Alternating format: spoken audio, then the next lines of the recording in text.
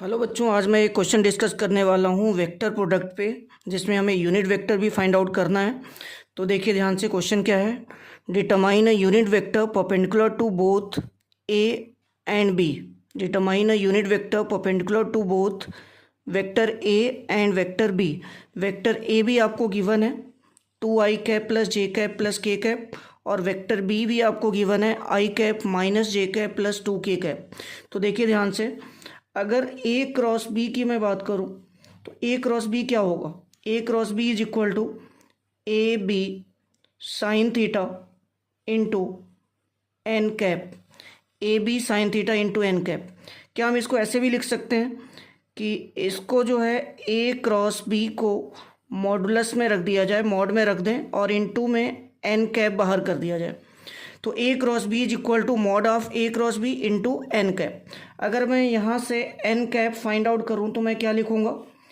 ये बनेगा आपका ए क्रॉस बी अपॉन में ए क्रॉस बी का मॉडुलस, ए क्रॉस बी का मैग्नीट्यूड। तो ये एन कैप जो है वो ये बताएगा कि ए क्रॉस बी की के परपेंडिकुलर कौन सा वेक्टर होगा।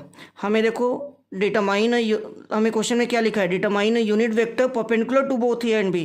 तो जब हम A cross B find out करते हैं तो ए क्रॉस बी की जो डायरेक्शन होती है वो एन कैप से रिप्रेजेंट होती है, और ए क्रॉस बी के परपेंडिकुलर होगी। ए क्रॉस बी की जो डायरेक्शन होगी वो ए और बी के परपेंडिकुलर होगी।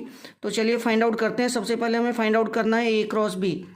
तो ए क्रॉस बी क्या होगा, A cross B is equal to, A cross B आप कैसे फाइंड आउट करते हो, I cap J cap K cap, और इसके कोफिशिएंट लिखिए। सबसे पहले ए का कोफिशिएंट लिखेंगे 2 1 1, और फिर बी का कोफिशिएंट लिखेंगे 1 -1 2, और इसको हम सॉल्व करेंगे।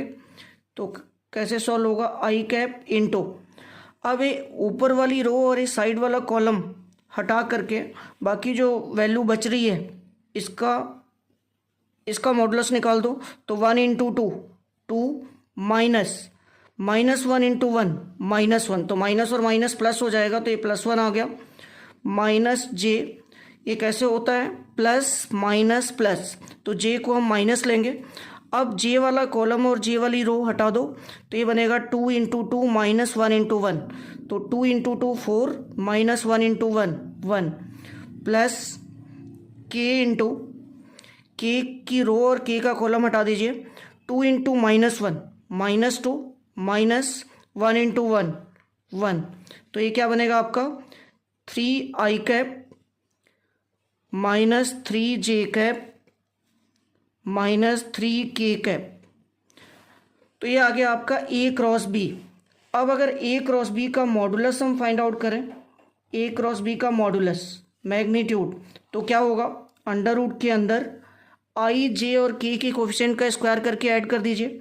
तो 3 का स्क्वायर प्लस -3 का स्क्वायर प्लस -3 का स्क्वायर, तो क्या बनेगा, ये अंडर रूट के अंदर 9 + 9 + 9, तो ये बन गया आपका अंडर रूट के अंदर 27। मतलब इसको आप लिख सकते हो 3√3।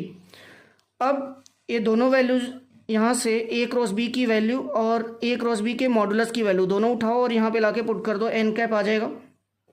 तो यहाँ से एन कैप क्या होगा, ए क्रॉस बी की वैल्यू हमने फाइंड आउट की है 3i cap minus 3j cap minus 3k cap divided by A cross B का मॉडुलस भी हमने निकाला। ए क्रॉस बी का मॉडुलस क्या फाइंड आउट किया हमने, 3√3। अगर मैं ऊपर से 3 कॉमन ले लूँ तो ये बनेगा आई cap minus J cap minus के कैप डिवाइडेड बाई 3√3।